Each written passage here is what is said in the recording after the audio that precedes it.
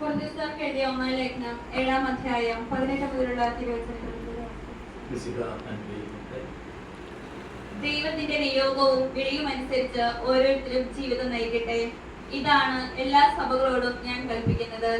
ആരെങ്കിലും ദൈവവിളി സ്വീകരിക്കുമ്പോൾ പരിച്ഛേദന ചെയ്യപ്പെട്ടിട്ടുണ്ടെങ്കിൽ അതിന്റെ അടയാളങ്ങൾ മാറ്റാൻ ശ്രമിക്കേണ്ട. ആരെങ്കിലും വിളി സ്വീകരിക്കുമ്പോൾ പരിച്ഛേദന ചെയ്യപ്പെട്ടിട്ടില്ലെങ്കിൽ പിന്നെ പരിച്ഛേദനം ചെയ്യേണ്ടതില്ല. പരിച്ഛേദിതനോ അപരിച്ഛേദനോ എന്ന് നോക്കേണ്ട, ദൈവകൽപ്പനകൾ പാലിക്കുക എന്നതാണ് സർവപ്രധാനം. വിളിക്കപ്പെട്ടപ്പോഴുള്ള അവസ്ഥയിൽ തന്നെ ഓരോരുത്തരും തുടർന്നുകൊള്ളട്ടെ. ദൈവം നിന്നെ വിളിച്ചപ്പോൾ നീ അടിമയായിരുന്നുവോ? സാരമില്ല, സ്വതന്ത്രനാകാൻ സാധ്യതയുണ്ടെങ്കിൽ അത് പ്രയോജനപ്പെടുത്തിക്കൊള്ളുക. എന്തെന്നാൽ അടിമയായിരിക്കുമ്പോൾ കർത്താവിന്റെ വിളി ലഭിച്ചവൻ കർത്താവിനാൽ സ്വതന്ത്രമാക്കപ്പെട്ടവനാണ്. അതുപോലെ തന്നെ സ്വതന്ത്രനായിരിക്കുമ്പോൾ വിളി ലഭിച്ചവൻ ക്രിസ്തുവിന്റെ അടിമയുമാണ്. നിങ്ങൾ വിലയ്ക്ക് വാങ്ങപ്പെട്ടവരാണ്. നിങ്ങൾ മനുഷ്യരുടെ അടിമകളായി തീരരുത്. അതുകൊണ്ട് സഹോദരരെ, ഏതവസ്ഥയിൽ നിങ്ങൾ വിളിക്കപ്പെട്ടുവോ ആ അവസ്ഥയിൽ ദൈവത്തോടൊത്ത് നിലനിൽക്കുകയും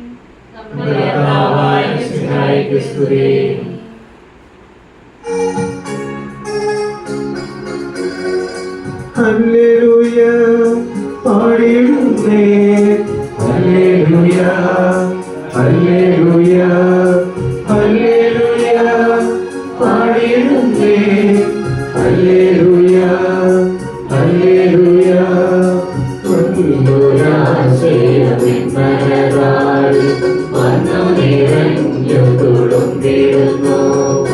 രാജാവിൻ തിരുമുൻപിൽ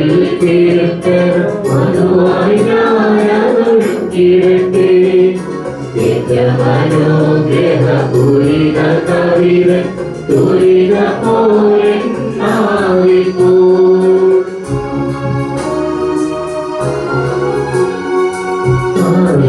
അതുപോൽ സുഖം പരിശുദ്ധാത്മാവിനും സ്തുതിയുയരട്ടെ.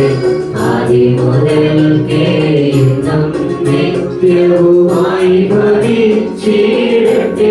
ആമേൻ.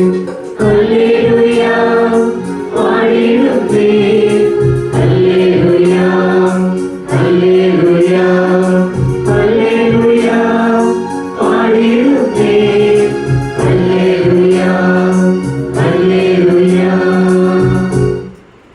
നമുക്ക് സദാപുരം നിന്ന് പരിശുദ്ധം ശ്രവിക്കാം. സമാധാനം നിങ്ങളോടുകൂടെ.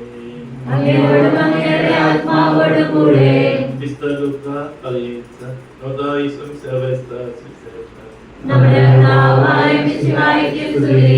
ഈശോ 12 പേരെയും വിളിച്ച് സകല വിശ്വാസങ്ങളുമേൽ അവർക്ക് അധികാരവും ശക്തിയും കൊടുത്തു. അതോടൊപ്പം രോഗങ്ങൾ സുഹൃത്താനും ദൈവരാജ്യം പ്രസംഗിക്കാനും രോഗികളെ സുഹൃത്താനുമായി അവിടുന്ന് അവരെ അയച്ചു. അവിടുന്ന് പറഞ്ഞു, യാത്രയ്ക്ക് വടിയോ സഞ്ചിയോ അപ്പമോ പണമോ ഒന്നും എടുക്കരുത്. 2 ഉടുപ്പും ഉണ്ടായിരിക്കരുത്. നിങ്ങൾ ഏത് വീട്ടിൽ പ്രവേശിക്കുന്നുവോ അവിടെ താമസിക്കുക. അവിടെ നിന്ന് പുറപ്പെടുകയും ചെയ്യുക. നിങ്ങളെ സ്വീകരിക്കാതിരിക്കുന്നവരുടെ ഭക്ഷണത്തിൽ നിന്ന് പോകുമ്പോൾ അവർക്കെതിരെ സാക്ഷ്യത്തിനായി നിങ്ങൾ കാലിലെ പൊടി തട്ടിക്കളയുകയും ആ പുറപ്പെട്ട ഗ്രാമങ്ങൾ ചുറ്റി സഞ്ചരിച്ച് സുവിശേഷം പ്രസംഗിക്കുകയും എല്ലായിടത്തും രോഗശാന്തി നൽകുകയും ചെയ്യുക.